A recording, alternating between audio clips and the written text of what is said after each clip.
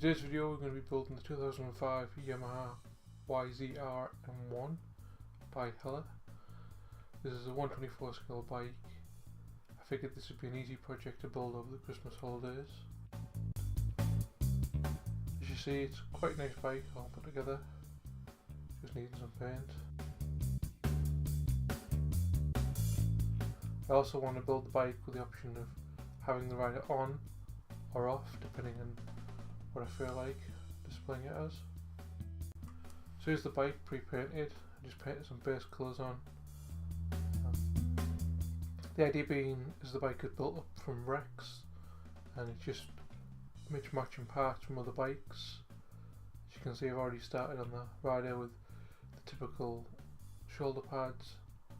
I've also damaged the fairing to make it look like it's been broken off and patched back up, as well as the helmet with spikes on, just to kind of give the rider some post-apocalyptic look. Originally where the front headlight would be is actually a vent because it's a race bike, but I'm just going to leave that as if it was broken a long time ago and they just haven't had a light to replace it with.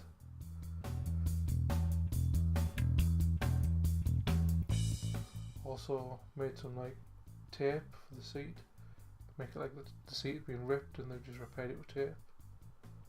Here's the bike a bit further along. I've made some armour for the front to protect it from attacks from the front, mostly just to stop the front tyre from being destroyed or the engine from being damaged. I've destroyed the front window.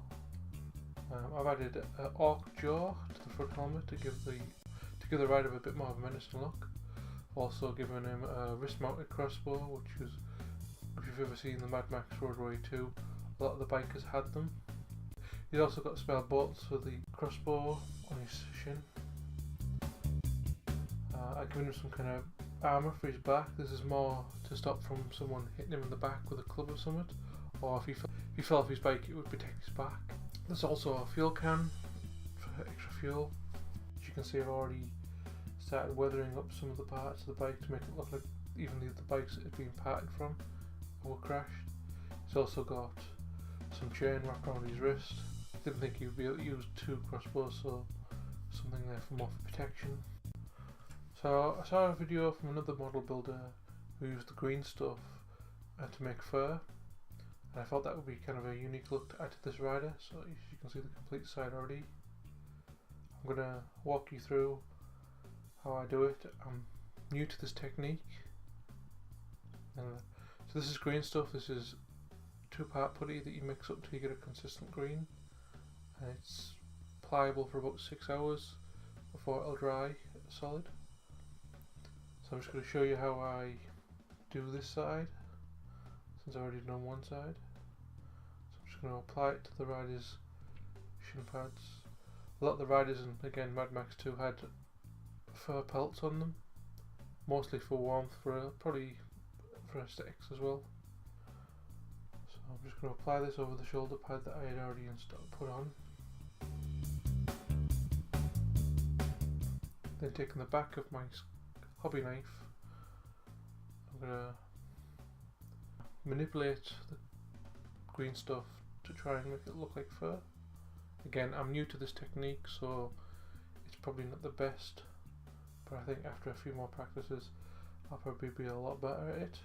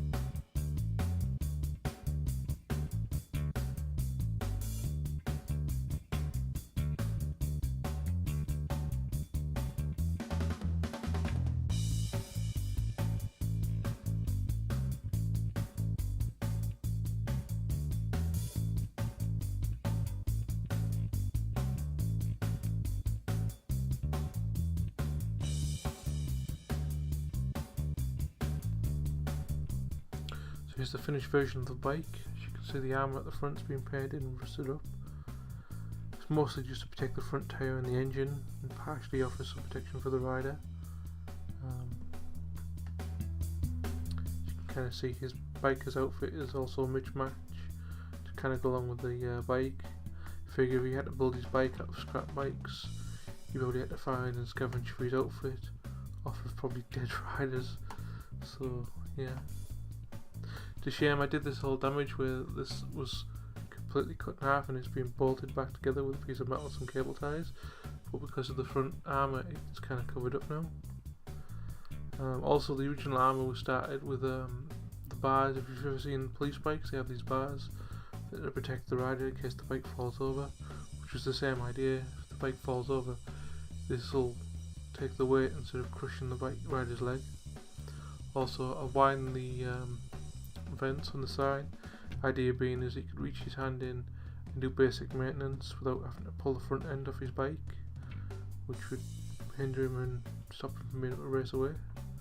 Obviously he's got his wrist mounted crossbow, similar to the ones used in Mad Max 2, with these spare bolts on his shin here. Obviously spare fuel, fur over his shoulder pads and under his armour. The armour here is to protect him should he fall off the bike, and he can grind along on the armour. Also, if someone raced up behind him and tried to whack him on the back with a melee weapon of some kind, it would kind of save his back. His helmet has got more spikes on it to give him more of a menacing look. Also added some damage here to show that the chassis of the bike has also been smashed up and grinded along the ground. For storage at the back, he's got a satchel and a rolled up bedroll. So on the other side he's got more spare bolts, a chain wrapped around his wrist. This is to offer some protection, but also, if he needs it, an improvised melee weapon. As you can see, this side of the fairing has got bullet holes in and is more destroyed, given the suggestion that the red bike that this is from was shot to pieces or shot at, which caused it to crash. Which is why he scavenged the front section from.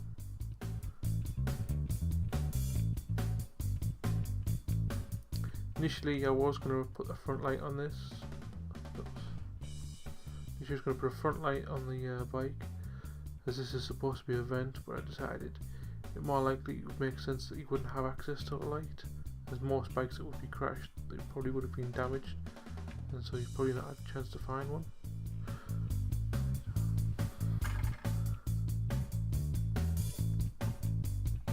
Take the ride off the bike now, so show you a bit more detail.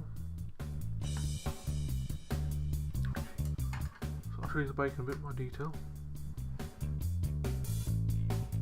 As you can see, damage and oil and such on the inside. Tank's been scraped up and had rust on. The seat's been repaired with some tape. To this side, you can kind of see in there for the engine now. When the camera wants to focus, you can just see the engine detail now sticking out. Obviously the tank's all damaged. You see the bottom side's all scraped off. The idea being he's probably gone across a lot of curbs and just grinded along. Put the bike there. So I'll give you a close up of the rider now. You can see the awesome face. Yeah, so initially I did have the visor for him to go on, and it did kind of fit. Unfortunately there was a gap, and in trying to squeeze it to minimise the gap, it snapped. Thinking ahead, if I hadn't thrown it out, it would have looked like a crack and it would have been alright. If I hadn't put the spikes on, I could have modelled it open, but you know, you learn. This piece is off of just an arc from an arc kit. You know, there's jaws they have. I bought one or two of those arc kits to use for parts. I'm going to finish up with a slideshow like I usually do, and I hope you've enjoyed the video, and until the next one.